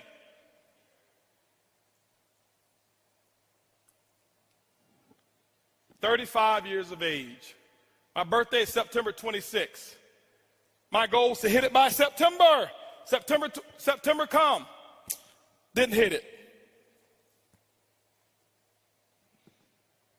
Hit 975. Hold on. I'm not saying if, no, listen. I'm just telling, get the principle. Forget about the money. I'm only talking about the money so that you understand what I'm talking about. Honestly, I don't even care about the money anymore. I don't. I did before, okay? I don't anymore. So September come, I missed it. November came, I hit it. Then I went back and looked at the exact month that I set the goal. It was November in the first place. I hit it exactly when I said I was going to do it. Exactly when I said I was going to do it. I told Eric one of my other goals, because I set a goal 2010. This is what I set a goal for, and I'm wrapping this up here. This is what I set the goal. I said, listen, I never forget. I started 2011. I listened to somebody. I listened to Jay-Z do an interview. I forgot the guy. It's the Screen Editors Guild or something like that, when the guy sits up and it's nothing but black and they got the actors out there. Is that what it is? Actor Studio. Did you see the Jay-Z portion? I saw Jay-Z up there, and when I look at anything, I look for the lesson. And I heard Jay-Z say one thing, that he wanted to make something, turn the ordinary into extraordinary. I didn't need to see no more. I watched it for an hour and a half. I didn't need to see no more. That became my theme. 2010 is when I saw it. 2011, I'm doing a conference call. I'm telling everybody, get prepared. We're going to make the ordinary extraordinary. We're going to make the unusual usual. We're going to make what's abnormal normal. We're going to think bigger than we ever have. Yeah, we've done great so far. We've done some good things, but we are going to go out there and make this happen. We're going to set the new level for what's normal. It needs to be that way. I never forget, $10,000 a month used to be the big deal in network marketing. Oh, I'm a 5-figure monthly earner. Then it became, I make $100,000 a year. That was the big deal. After $100,000 a year, it became, I'm a multiple 6-figure earner. The bar kept raising, multiple 6-figure earner. Then it became, I'm a $100,000 a month earner. Whoa, $100,000 a month? And this is what I've realized, ladies and gentlemen. I did my study, and I found out what happened and why it wasn't people making things happen. Typically what happens is this. In most companies, you'll find 1, 2, maybe 3 6-figure monthly earners. And it stops. Not because of the opportunity is bad. They stop growing. They stop thinking. They put a lid on the group. And the 6-figure earner became the big guy or the big lady. And it stops with 2 to maybe 3 of them. And I said, it's not going to happen over here. We're going to think extraordinary. And that was when I had my $1 million a month goal in as well, and all that kind of stuff. And ladies, And now I've created a culture whereas if you're making, we don't put anybody, you can make $20 a month and we celebrate your success because you earned it. But I can tell you right now, you've got to create a culture in your team, in your company, where the ego doesn't get in the way. You got $40,000 a month earners in some companies that I've been a part of. They walk in, where's my chariot to bring me into the meeting? You know I don't walk in without two people over here throwing flowers at my feet. I made 40 grand last month.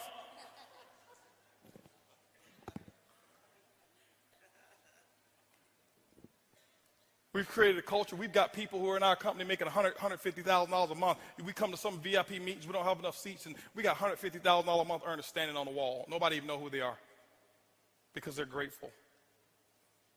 They're not big shots. I'm not a big shot. I go to meetings. Every meeting I go to visit, you know what I do when I first get there? I'm telling you what you have to do. If you want to be a champion, shake the hand of the people who are out there serving. Right when I shake everybody's hand, and you know what I do? Reach into my wallet or my pocket, and I pay my $5 or whatever the meeting cost is. You pay? Of course. I'm a distributor. Why shouldn't I pay? I'm $100 grand a month. I walk in, I shouldn't have to pay. Why not? You've already set a bad example in your company. See, those 30 out of the 40 plus people making that money, the 100 grand a month, 35 of them have never made any money in their life. They don't know any other way. They don't feel entitled.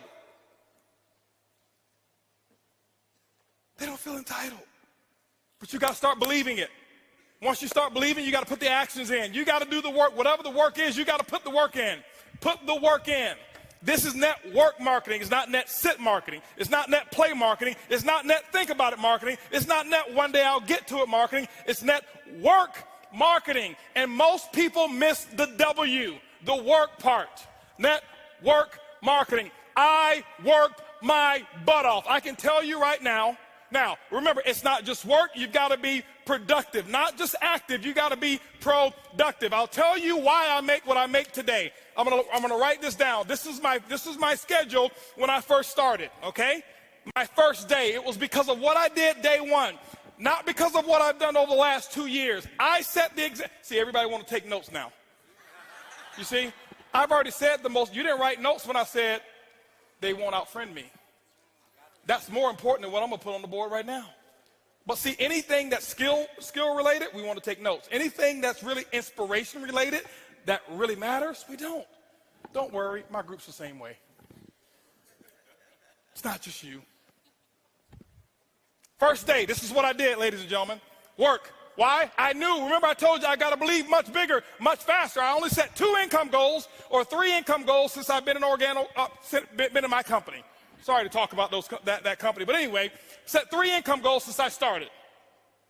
My first goal was my first week. My first week's goal was to make $70,000 my first week.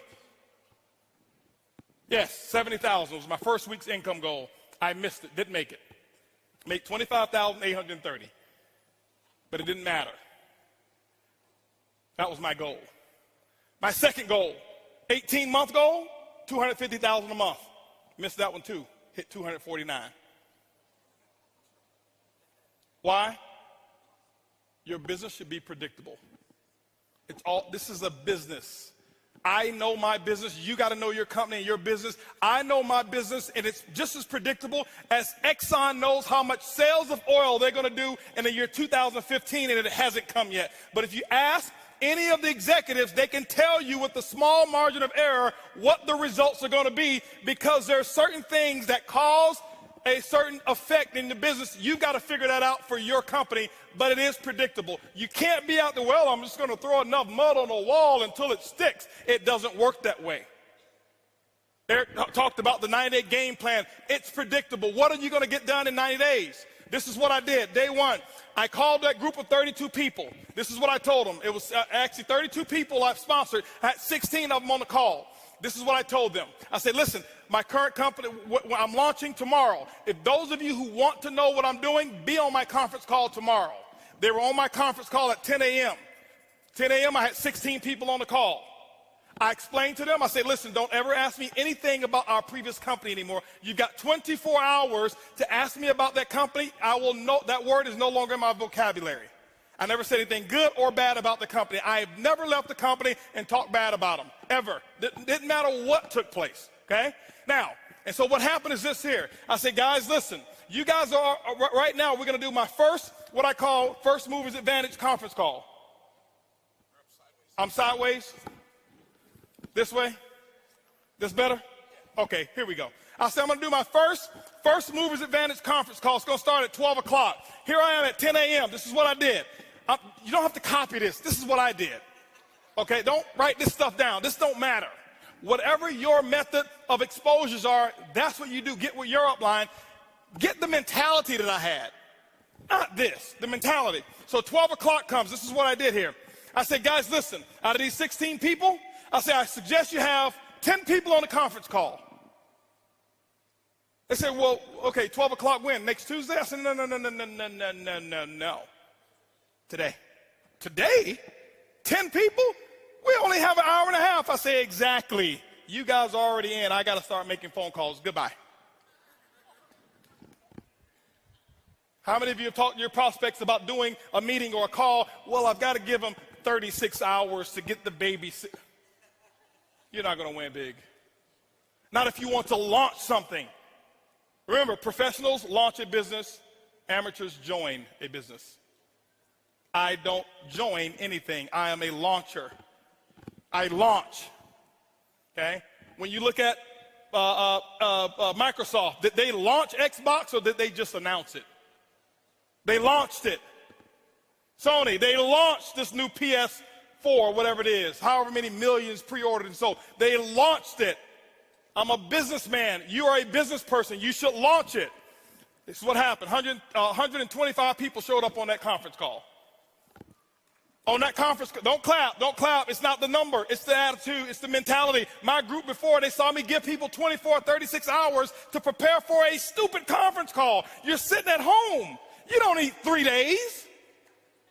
If you found a pot of gold and you needed a few friends to come help you get it and they told you can get all that you want, are you going to say, well, I can't call Leroy because he needs 3 days? Leroy, listen, I found a pot of, you better get it. Leroy's like, where is it? I'm putting on my pajamas right now. I'm coming out the door. If you make it important enough. Some of you don't make it important enough. My next call was at 2 o'clock. 2 o'clock, guess what? We had 225 people on the conference call because I told them the exact same thing. I painted the dream. I couldn't even explain the comp plan at all. Didn't know all the details. But what I told those 225 people, I said, listen, you guys are the second people to hear about it. I'm working on something called Project 5,000. 90 days, I want to put 5,000 people in this organization. And nobody has signed up yet. And none of you on this call can sign up either. But we're going to do another conference call. They say when? It's going to be at 4 o'clock. 4 o'clock, I did another conference call. Guess what we had? 435 people on that conference call. That's a lot of activity, isn't it? That was half my day. 6 o'clock. No more conference calls. Did my first home meeting at my house. I'll never forget, I had on a white t-shirt, shorts, flip-flops. Didn't even have time to get dressed. I lost 18 pounds. I thought it was because of our product. That's the testimony I was giving. It was really because I forgot to eat while I was launching. I was so fired up and excited. That's what was happening. 6 o'clock came. This is what I had. I had 25 people show up at my house. I said, come on in. Told them about Project 5,000. And I'm sitting there spitting in all this stuff and telling them all about the stuff. Whiteboard, no PowerPoint. Didn't have PowerPoints for 6 months. No PowerPoints. I drew on a board, told them what my vision was, what we were about to accomplish, and that we're about to do the biggest project we've ever done in our lifetime. And if you want to get started, you can. That's what happened. At 7:45, you know what was happening at 7:45? 7:30, my doorbell was ringing with the second group of people that were invited. 35 people showed up at my house. And you know what I told those people here? I said, listen, the first 25, I said, guys, I got to wrap this up. We got another group of people that's coming over here. If you want to get in, you can. But go ahead over here to the dining room. My wife has the applications over there, blah, blah, blah. You can get signed up over there. But I've got another group of people that's coming in, and I can't be late with them. By the way, those of you who go ahead and sign up now, this group that's behind you, they possibly could be in your organization if you go ahead and get in right now, all right? So this is 7:30. Guess what happened at 9 o'clock, ladies and gentlemen? 9 o'clock. Guess what I had? I had another 40 people show up at my house. And I was running shift work. Okay, 10 o'clock, guess what? I did my last meeting for the day, and I think at 10 o'clock I had about 50 people show up at my house, and I'm doing the same thing. I lost my voice. I did that for the first day. You know what my leaders were doing? They're looking at me like, this dude is crazy. I've never seen him like this before. You know why they never seen me like that before? Because I had never done all that I could do. I had never gone all out. I had never sold completely out. It ain't because of what my product is. It ain't because of my comp plan. It's because of what I did day one. I kept this up for 2 weeks straight. This is not including the one-on-ones that I did. This is not including the three-way calls. This was my schedule every day, group calls, 4 a day, 4 home meetings a day that I was doing every single day. And what I did is I showed them an example, and they went out and they started doing the exact same thing. That's why my results were where they were.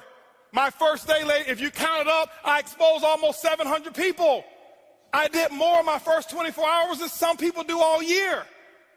It's not because I do magic. It's because of what the math is. It's simple.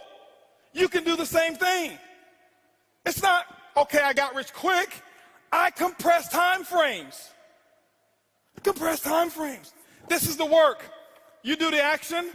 And ladies and gentlemen, when you put the action in, whatever your action is, you find out what your mentor or your coach tells you need to do, and that's what you need to do.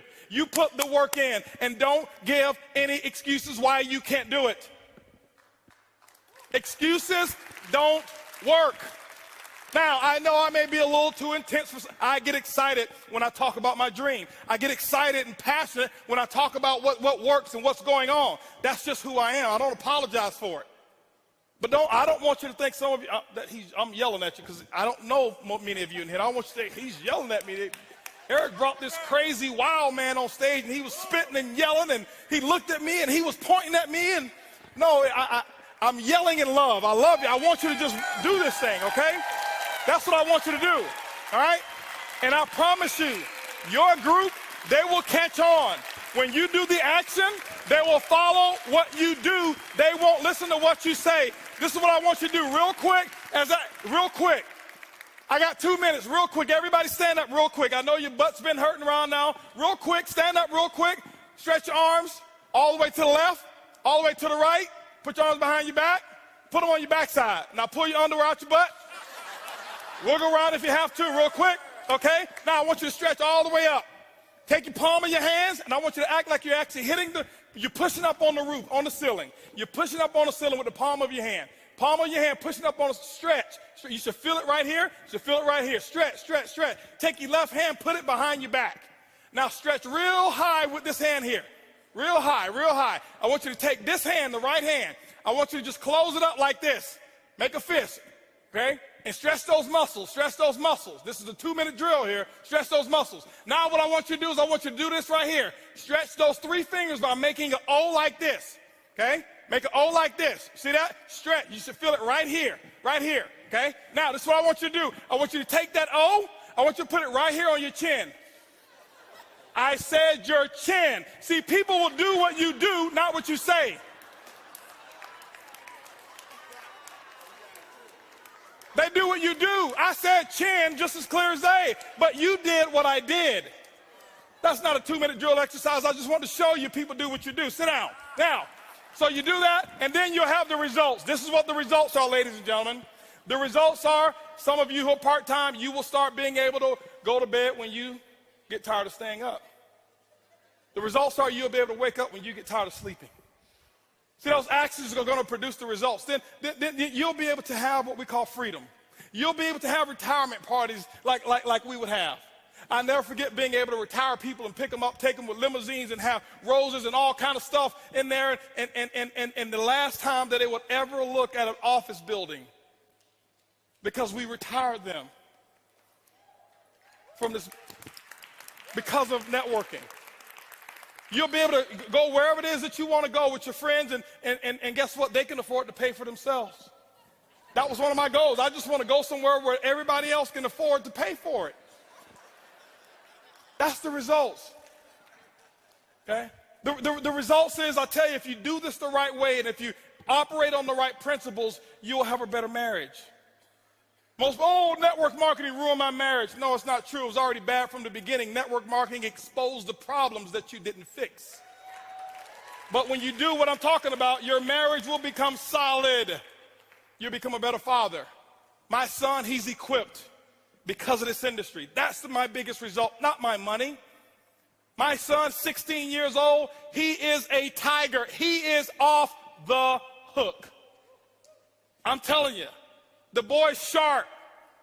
Sharp. Why? Because he's seen mommy and daddy go out and do what they're supposed to do. Work ethic like crazy. Dream is huge. He's ready for the world.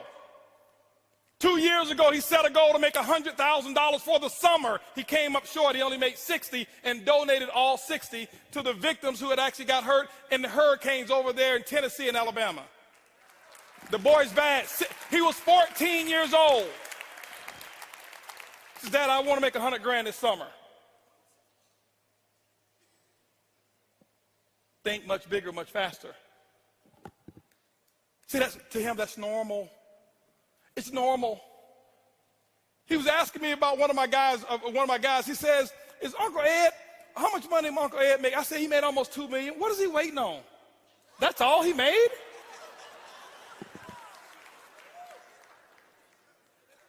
And he's not sarcastic. Average is taught. Above average is as well.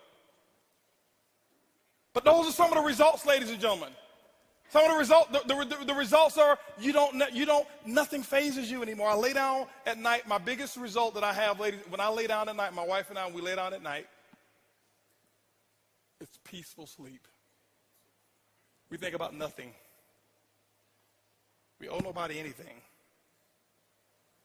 Do we have material? Yeah, we got material stuff. It's for you. For some of y'all to believe. When I walked in here earlier with my jogging suit on, nobody even knew who I was. I got to come in blinged out for people. Oh, yeah, that must be him. I like nice stuff. That don't mean nothing to me. Here right there in California, I never forget, was going to do a meeting. This is the real result. We're going to do a meeting. We bought a house in California for our Black Diamonds, okay? For people who want to come in and be able to just do a little whatever it is, nice stuff. We just say, let's do it. 11,000 square feet, 10 bedrooms, 9 bathrooms, no mortgage. It's off the hook. We just put $1 million in the backyard. Okay? That's the results. But we were leaving there to go do a meeting. Guess what happened? We were leaving. We knew we were going to be in a hotel. People were working at the house, so we took all of our jewelry, and we went to go do the meeting. Our hotel wasn't ready, so we went to the shopping mall, left bags in the car, forgot about it. We normally don't leave bags in the car. And guess what happened? Just so happened, our stuff was in the car. Somebody right in front of valet parking stole our stuff. My wife's ring, wedding ring. $370,000 wedding ring. Gone. This watch I got on here, she's got one too. Both of them were gone. Gone. Almost $800,000 worth of stuff stolen. Let me tell you what the results are. Before, I would have had a syllogism.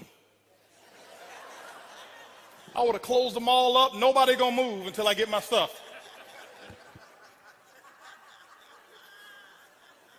But because what the results are, I said, honey, listen.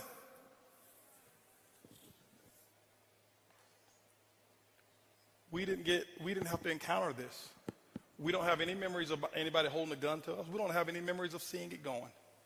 It was $800,000 worth of stuff. That's not a problem whatsoever. That's 17 days worth of our income. So we'll get it back in 17 days. Don't worry about it.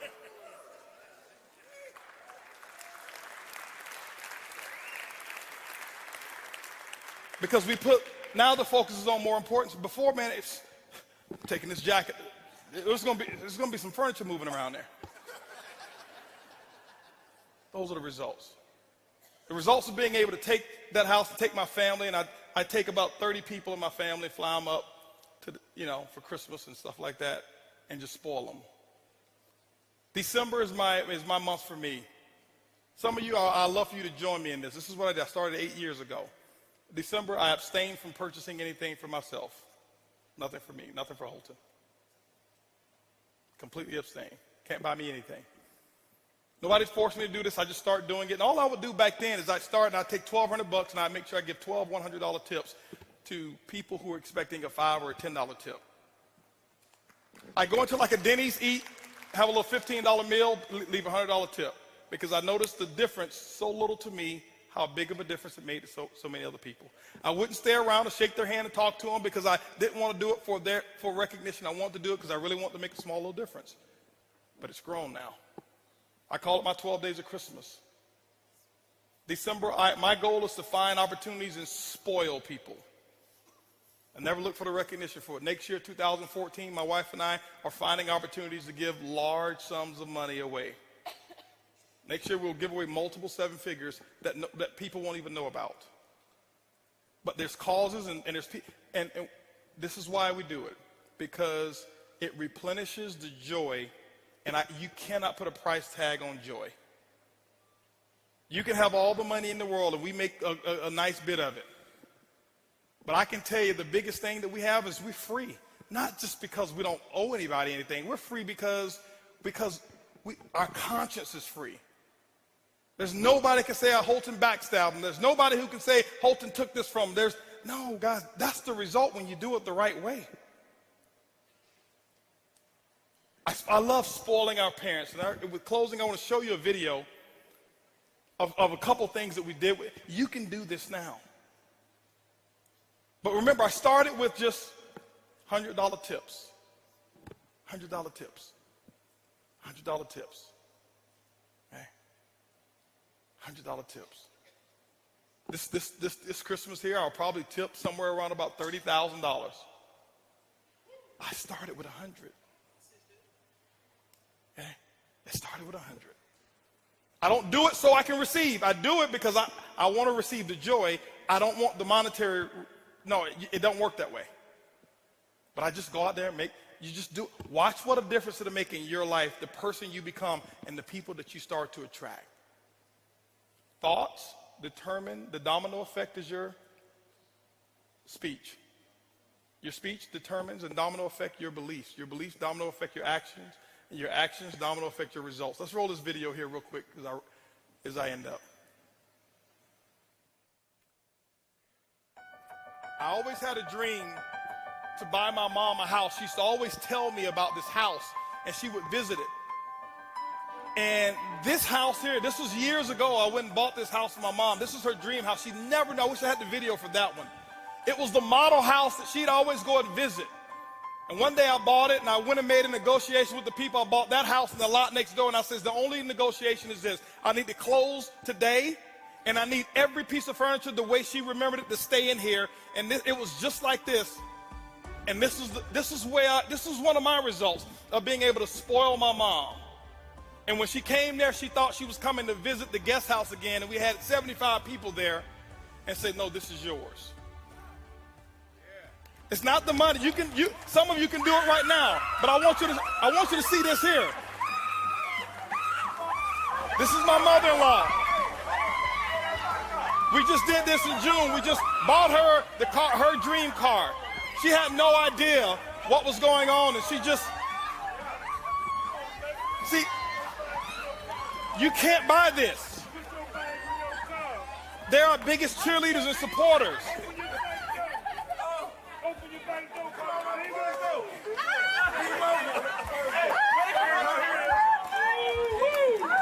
That's the results. When you do it, when you go out there and make the money, these are some of the results. That is one happy moment.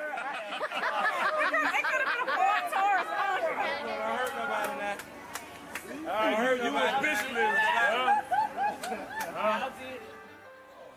This is my dad. I just did this 2 weeks ago. He's coming out of the restaurant. We're coming out of Ruth Chris. He had no idea. Limited edition Stingray, 2014 Corvette Stingray. Watch him now, watch him.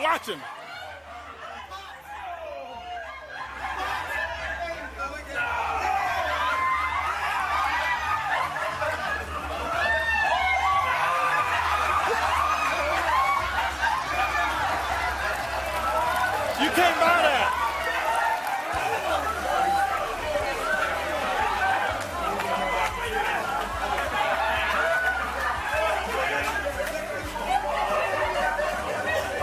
First time I ever saw my dad cry.